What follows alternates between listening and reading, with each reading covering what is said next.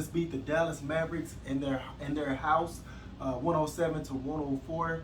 I can't even contain my excitement. I have to calm down myself a little bit so I can give a great analysis of what went down tonight.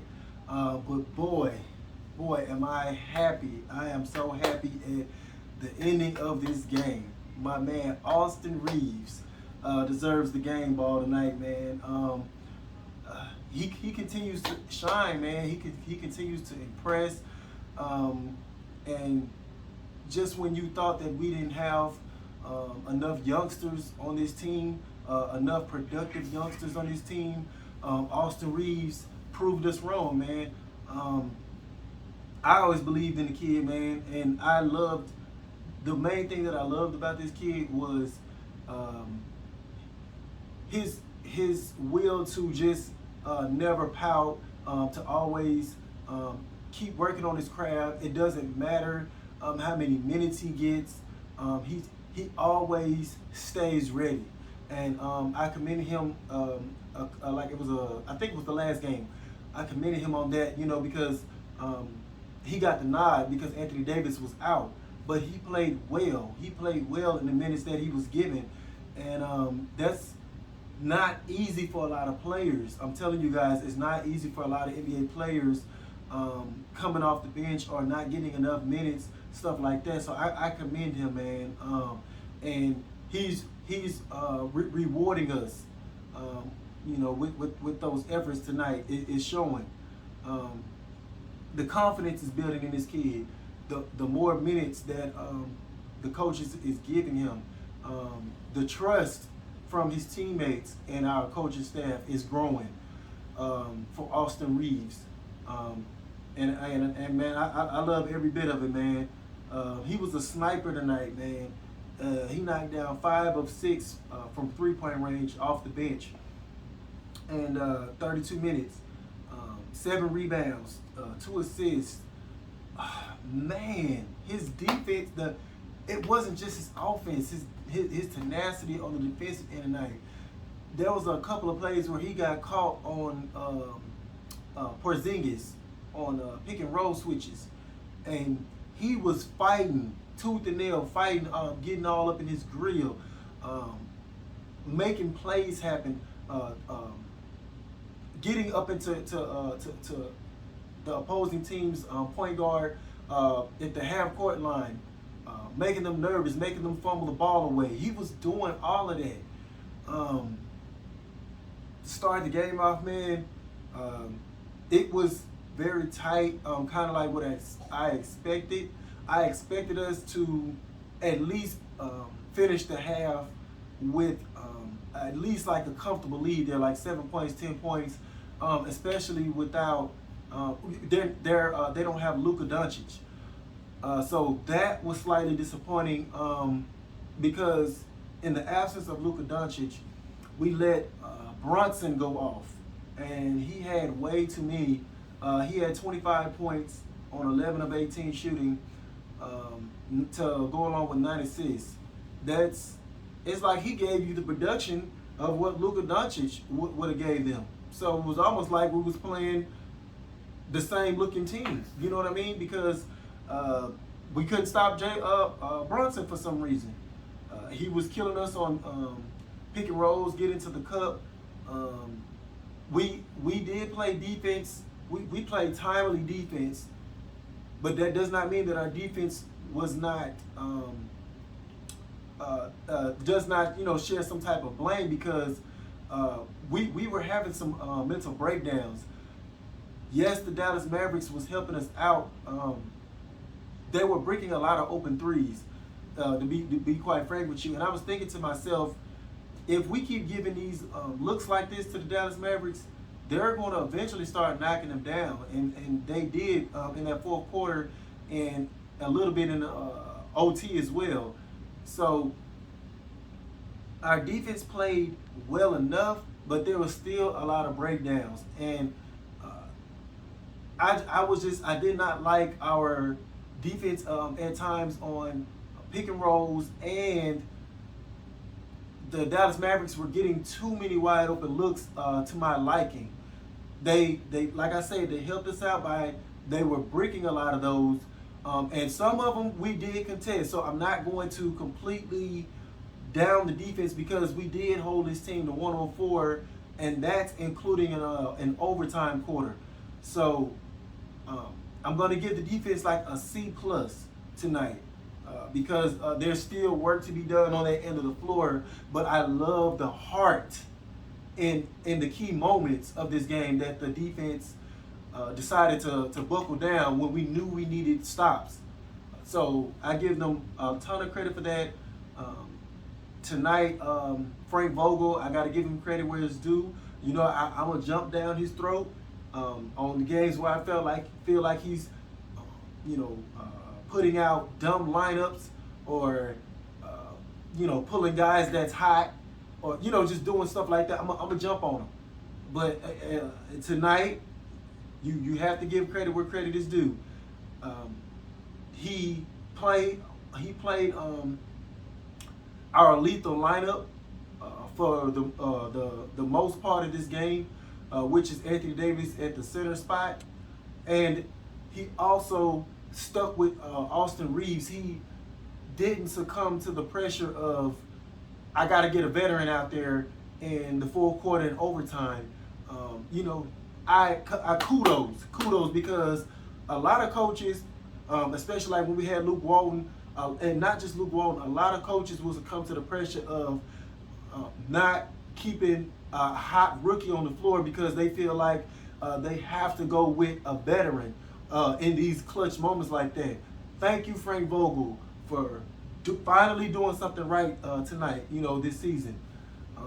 And it paid off by you sticking with this lineup. He did not go DeAndre Jordan heavy tonight. He only gave him 8 minutes, which I commend Frank Vogel for. And you have to stick with what's working because the Dallas Mavericks were trying their best to compact the paint, especially on LeBron James. They were trying to close down driving lanes. So the spacing was needed with Austin Reaves and Wayne Ellington, guys like that on the floor. So great job from the coaching staff tonight as well, sticking with that. The third quarter, I would say I was disappointed with as well. It was like one of those so-so quarters. Like I felt like we did enough to stay in the game third quarter, but it shouldn't have been. It shouldn't have been like a situation where we were just doing enough to stay in the game because we had plenty of opportunities to get like a 10-point lead, a 12-point lead, get ahead of the Dallas Mavericks in that third quarter. We even went on like a little run when we were down, and we took like a 61-57 point lead when LeBron James knocked down a damn near half-court three-point shot. We did not build on that. It's like at that point we started doing dumb stuff, turning the ball over, settling for too many threes. Anthony Davis was kind of going up soft. Stuff like that, man. Boneheaded plays, man. You know, speaking of Anthony Davis, he started this game off complete trash. But he turned it around in the second half. I was gonna rip him a new one. I was getting ready to rip him a new one, but he turned it around the second half. And to his defense, he did come back off of knee soreness, so we can't expect him to fully be 100% running all over the place because he did not look 100%. Like he did not have full mobility especially on the defensive side of the floor. I didn't see enough tenacity on that end of the floor, especially in the first half. But the second half, he picked it up. He still took a couple of he took he took three. He missed all 3 of his 3-point attempts, and I want to say one or two of them was bad. It was like poorly missed. It was like terrible airball looking threes.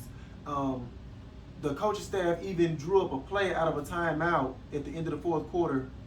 The Mavericks had got the ball first, and they designed a nice play and got them an open look for, I think it was Porzingis. And our next play down the court, it was designed to set a back screen for Anthony Davis on the wing at the 3-point shot. I'm like, that was the play y'all decided to come out of the timeout with. You know, I want Anthony Davis to at least take maybe three-pointers a game to keep the defense honest, but I did not like that play in that moment of the game. We should have ran something more closer to the rim. You know, stuff like that, man, that made this game much more tougher was, you know, plays like that. You know, so I just feel like, and also we took too many threes as well at the end of the fourth quarter. Way too many threes. LeBron James took like 2 ill-advised 3-point shots. Wayne Ellington, I think he even airballed a 3-point shot from one of the wings. Anthony Davis airballed a 3-point shot. Somebody else had another attempt at a 3-point shot, I forget. But I'm like, why is we taking so many threes? Why? And that just made the game that much more harder. I have to go to that those last couple of seconds because I wanna give this to you guys right. Let's see here. You know, just things that we need to work on, especially with us being considered a contending team. You know, stuff like this we have to fix, man. Yeah. Porzingis makes 20-foot pull-up. Wayne Ellington missed 3-point shot. Let's see, LeBron James missed another 3. And then luckily at the end, Wayne Ellington got another crack at it because Anthony Davis kept the ball alive and got the ball over to Wayne Ellington in the corner. Great hustle by Anthony Davis, by the way, on that rebound to keep fighting and not giving up. He fought Porzingis for that. It looked like Porzingis had full control, but by Anthony Davis getting in there, poking it free, it got tapped out to Wayne Ellington. He got a pump fake. Guy flew by him, and as soon as the ball left his hand, I jumped up and I said, "It's good, it's good." It went in. He tied the ball game. And that gave us new life heading into the overtime. And I just had confidence was going in. As bad as he missed that previous 3 and how many times we had looks at it, I just knew that one was good. And I think, yeah, Austin Reaves hit a big 3 like at the 3-minute mark in the fourth quarter to put us up 89-88. The kid was special tonight, man. So, as much as bad as those misses were from Wayne Ellington, and I think even Reaves missed one, but neither one of them let that affect them. They quickly forgot about it, and they both drilled crucial threes, both of them. So kudos to Wayne Ellington and Austin Reaves for just for getting the last play, man. For getting the last play and being professionals, man. And they were still as big in overtime as well. This game was crazy, man. I can't even count how many heart attacks I almost had, man. It was crazy, man. It was like one big shot after another. In the overtime, Anthony Davis hit a turnaround, a tough turnaround mid-range. That was vintage AD, and it was over like 2 defenders. It was over Porzingis and one more defender, and he hit that thing with butter.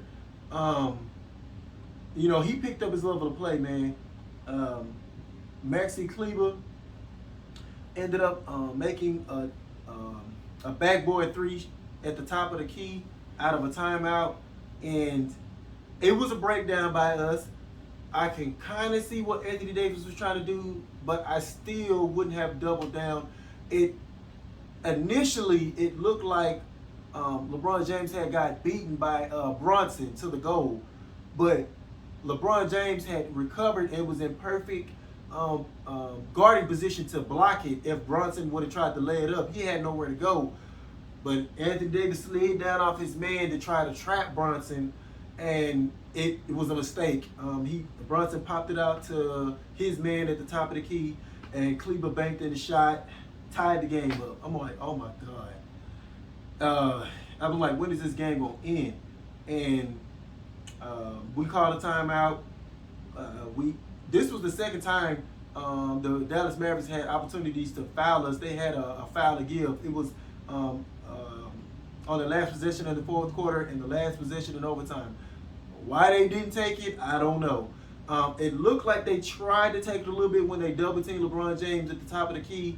LeBron James forced the ball through to I think it was Wayne Ellington. Wayne Ellington got it to Russell Westbrook. Westbrook even waited a couple of seconds, like nobody's gonna foul. He dribbled to the middle of the paint. The defense collapsed. He dished it out to Reaves.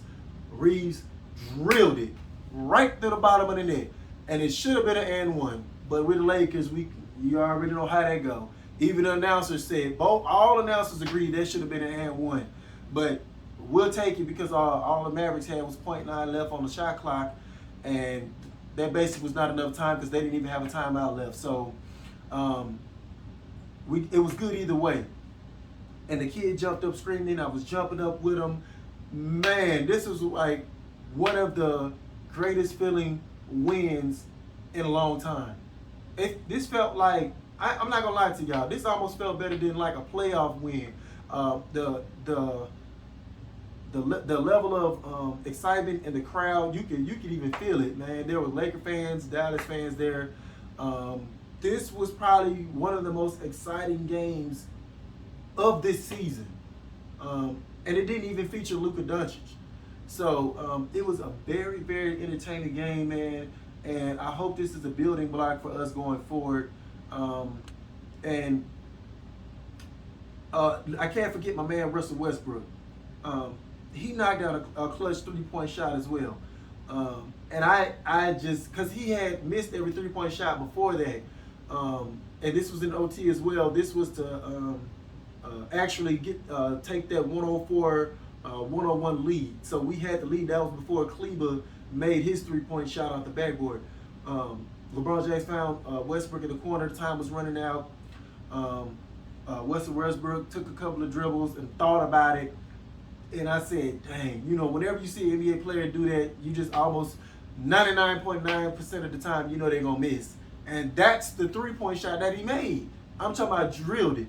So, man, great overall team effort tonight, man. Great team effort.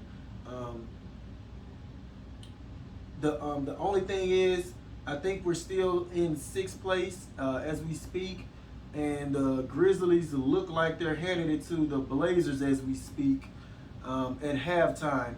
So I don't know what's the outcome of that game is going to be. The Grizzlies is one of the surprise teams this year.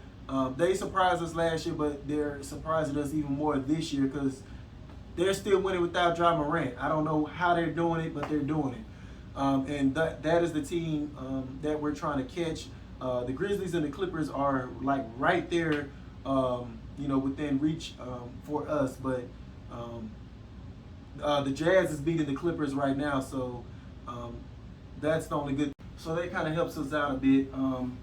We want to try to get to that 4th or 5th seed.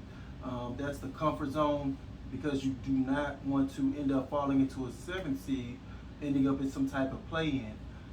But man, we're looking better as we go along, man. Let's just keep this chemistry building. Let's keep giving Austin Reaves minutes as well. And as always, thank y'all for watching my content. If y'all truly love this content, please help your boy out by sharing, and subscribing. And I'll catch you guys on the next one. Peace. I mean what I speak, I do as I say. I hustle, I grind, don't get in my way. I'm pimping my hoes, I'm jacking my